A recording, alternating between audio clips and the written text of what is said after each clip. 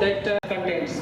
So in case of guava, it also appears that salinity of 5 to 6 decisiemens will prove conducive to growth and fruiting. Next, please. You can see the fruits produced under different treatments. Next, please. As I said earlier, FYM was applied at the rate of 5 kg per bit, and best available water, marginally saline best available water, was used to leach soils as well as to irrigate plants. At the end of the experiment, that is 1 year after planting, we recorded ECE that is this might explain better performance of plants.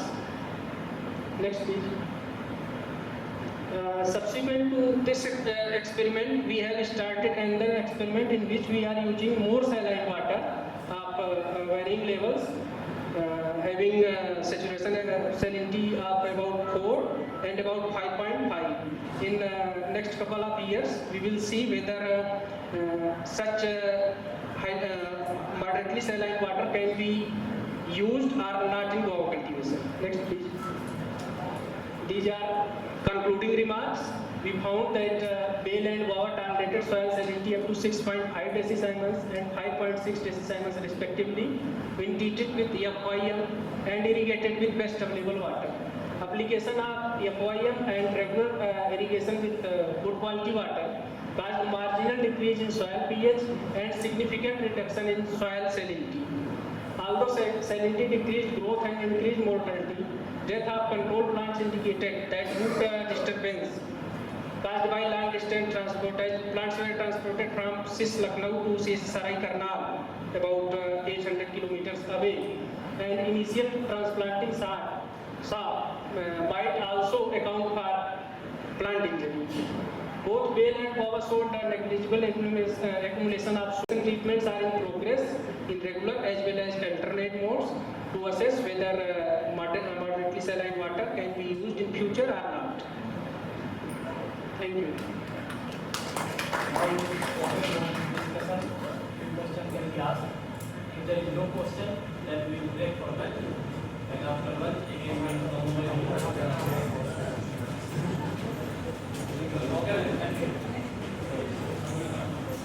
Thank you.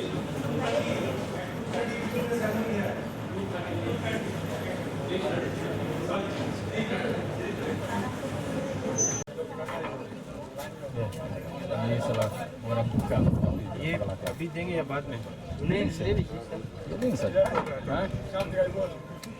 ना है हाँ sir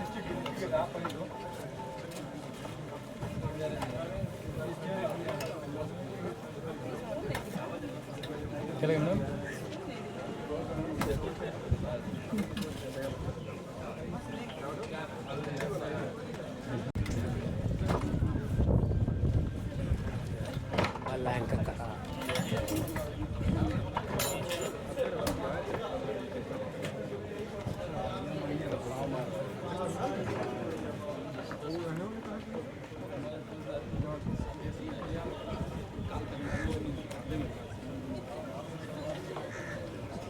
कितना लंबा line सारा पहले उसका लो ना कितना खा रहा है पहले लाइन में लगा पहले बहुत लंबा लाइन है बाप रे बुला रहे फोटो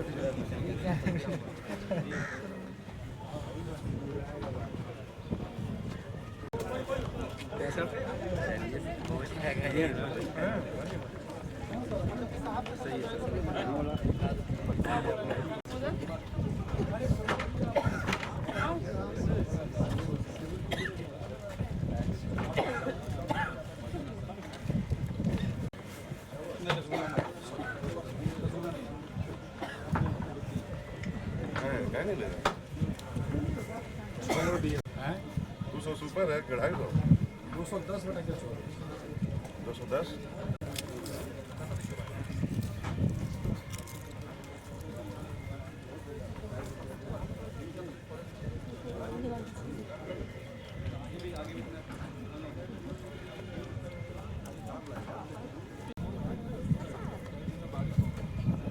अच्छा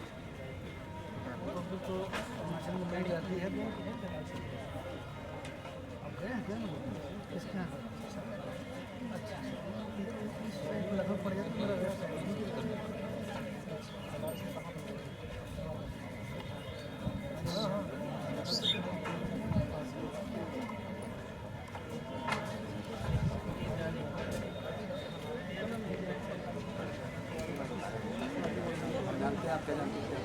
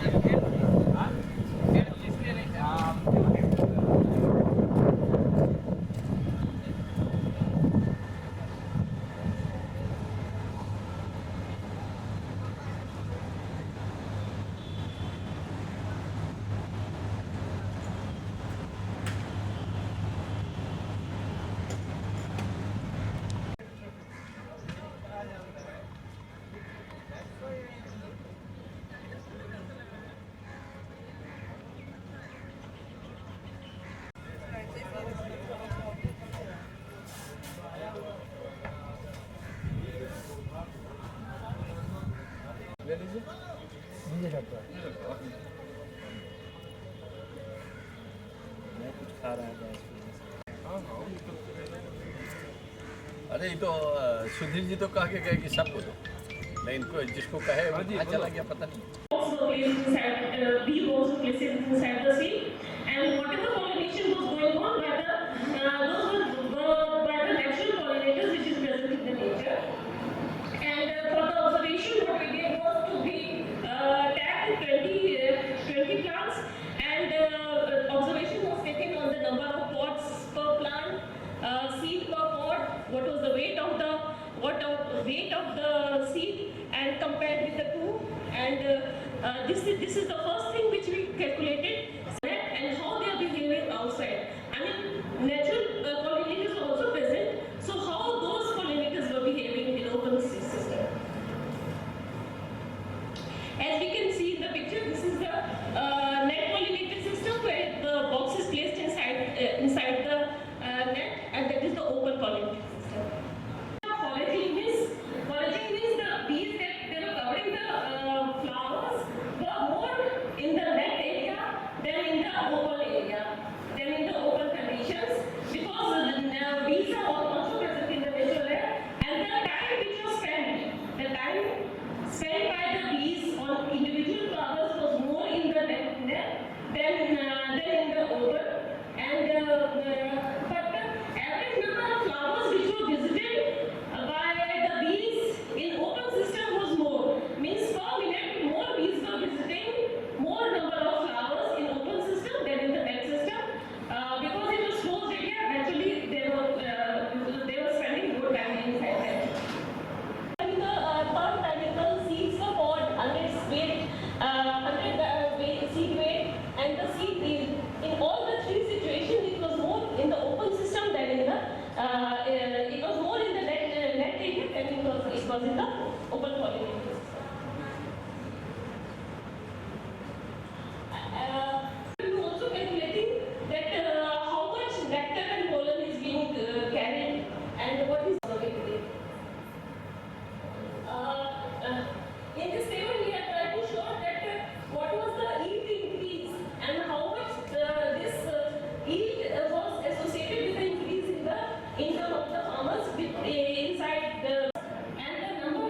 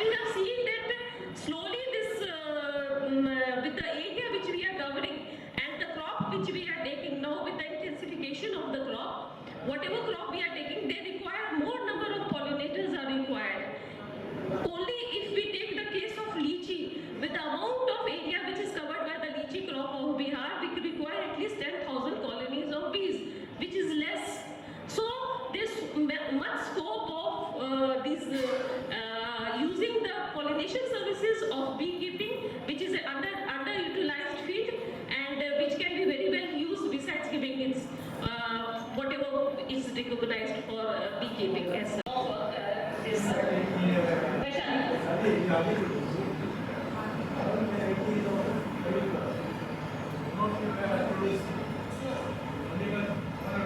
only the traditional early Patna variety, which they call early Kuwari or early Patna variety, only that variety they are using for seed protection.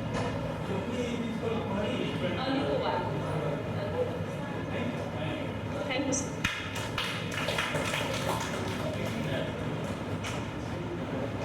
All the delegates.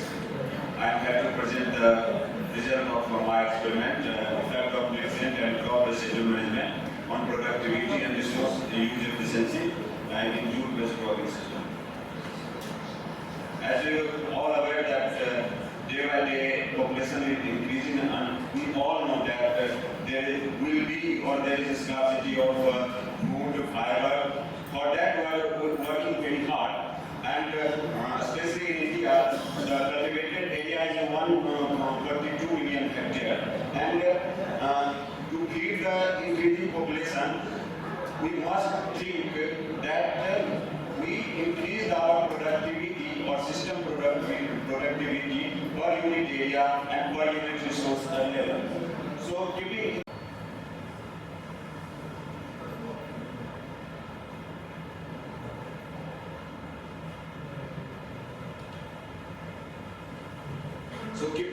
this mind, we think about the intensive cropping system. But one side, we take more crop per unit area, per unit time. For that, we need more amount of input. Input in terms of fertilizer, in terms of water, and in terms of all the crop residue present in the field, harbor field, especially in northern India and some part of eastern India, we burn them. So environmental concerned people also raise question that why we are burning residue, although the residue have huge potential to supply the nutrient in the soil, to return the nutrient in the soil. Although it's a supply nutrient in the long run, we don't get short-term result for that. So we also need to think about this, that whatever crop residue we have in the field, we use as a nutrient resource.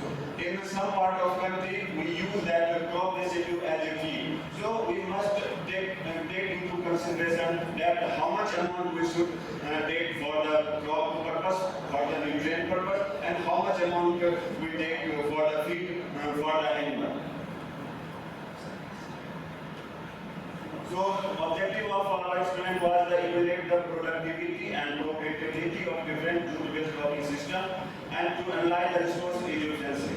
Because this experiment was conducted in the West Bengal condition, so jute is also a very important cash crop in the West Bengal region, jute and rice especially, and they take mustard, mostly mustard, potato and garden wheat as a rabi season crop. So we have taken important crop of West Bengal, rice and fellow, and in the early session also there lot of discussion about the rice fellow, so how we consider this fellow as a productive land. And we have taken jute rice wheat. It's not very popular in West Bengal, but very few pocket of Murshidabad district. So we have taken that, and we have introduced a new crop as a baby corn nearby the Kolkata city, because baby corn is a very high cost. 5% of fertilizer to all crop with residue and without residue, and 100% recommended dose of fertilizer of all crop and residue. Residue of third crop, like in jute rice wheat residue and jute rice baby corn crop residue. Similarly in garden bed residue, and we have taken moong bean residue in this system productivity, and we have seen that if we see that then the system productivity is very high in the jute rice baby corn system, because there is a high price of the baby corn, and followed by the jute rice garden wheat. But if we see that interaction effect, because this one is not significant, because this is a 2-year data, but we can see that no significant result.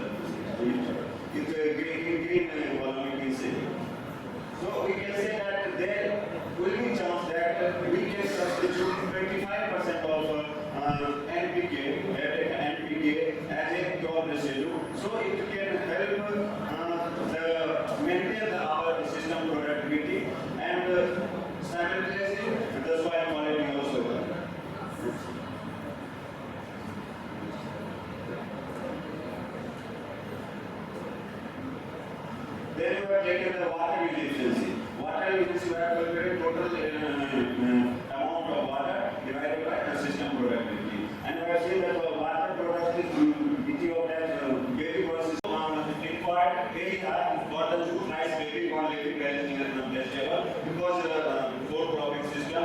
And although the jute rice, mustard and wool has a four cropping sequence, but it required comparatively less input energy than jute rice because here we have adopted zero delays. And if you see the energy requirement, there is required huge amount of input energy, and thereafter the harvest and processing and fill preparation. And if you see the net energy from the system, again we got the higher amount of output net energy was comparatively less. And the energy use efficiency, if you see the energy use efficiency, then the highest energy use efficiency in the jute rice mustard moving system, cropping system, followed by the jute rice and baby corn system. The traditional cropping system like rice and jute rice, we recorded the less energy use efficiency. This is a same graphic presentation of that result. Production efficiency per kg per hectare. Again, because of the yield and this calculated as the system productivity, we got the higher production efficiency in the jute rice baby corn system and the lowest jute rice mustard and the second highest is the jute rice garden pea and thereafter the jute rice mustard system. And if you see that fertilizer treatment almost equal production efficiency we get. Economic efficiency in terms of rupees per hectare per day. Again, because of high price, jute rice baby corn system, followed by jute rice garden pea, and thereafter the jute rice and mustard moving cropping system. Benefit cost ratio similarly same, but here that the jute rice garden pea they had the higher benefit cost ratio compared to jute rice baby corn system. Result especially in organic carbon and especially in nitrogen. And if you see that the different resource efficiency of the different cropping sequences, then we got the higher production efficiency in jute rice baby corn, energy use efficiency in jute rice mustard move, and the jute rice mustard move, land use efficiency was higher in this system, jute rice and mustard move system. So we can conclude that the system productivity in terms of jute equivalent was highest in the jute rice baby corn, jute vegetable sequence, followed by jute rice garden pea, water use efficiency, production efficiency, economic efficiency was the highest in the jute rice baby corn, jute vegetable sequence, energy efficiency was the highest in the jute rice mustard move cropping system because we little bit manipulate the tillage practices, and crop residue as partial supplement of nutrient with 75% or 100% of recorded the higher system productivity, water efficiency, but lower net energy and energy efficiency. However, it is a renewable source of energy, should be incorporated in the soil.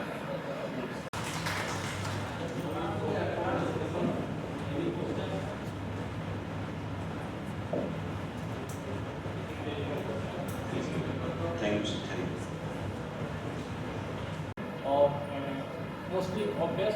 There was one presentation which was unique in this session, that is Dr. Janavdev ji has presented. So everybody has involved in this session, and the proceeding will improve the merits of this session. So we are taking part in discussions, and finally encourage the all the presenters for their valuable input they have provided in this. Next session.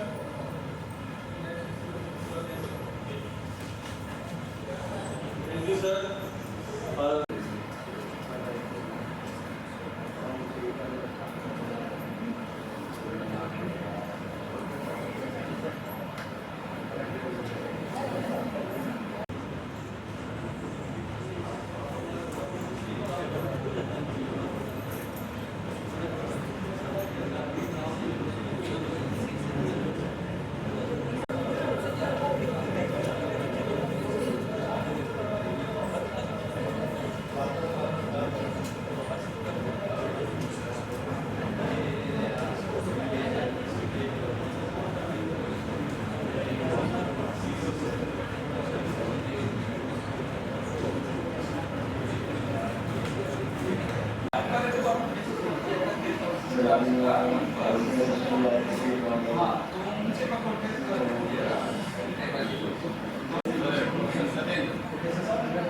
Modi आ जाए और पूरे module में college of agriculture में आ जाए और विश्वविद्यालय which is required for today's world. In agriculture, normally we are orthodox, we only think on classical line, but Naresh Chandra is always a propaganda of new ideas, innovation. Dr. Chandra will be speaking on agriculture can be included. Let me on your behalf invite Professor Naresh Chandra for his deliberation. Thank you, sir. Ideas, which is full of agriculture, social science, religion, politics, economics, psychology, each and everything. This includes one and all. Because whenever we talk of entrepreneurship in agriculture, there we have to take into account everything in a holistic manner. Let me tell you, agriculture at various platforms now we say that agriculture has become unprofitable. Where we remain confined to the production sector alone. If we transcend the boundary of production sector and go towards away from the production sector, to say valuation sector, processing sector, following entrepreneurship, the agriculture will become profitable. Historically, agriculture was never profitable, let me tell you, my dear friends. Agriculture was never profitable. It is not profitable. And let me tell you, agriculture was never considered as a means of earning profit. Agriculture was considered only for the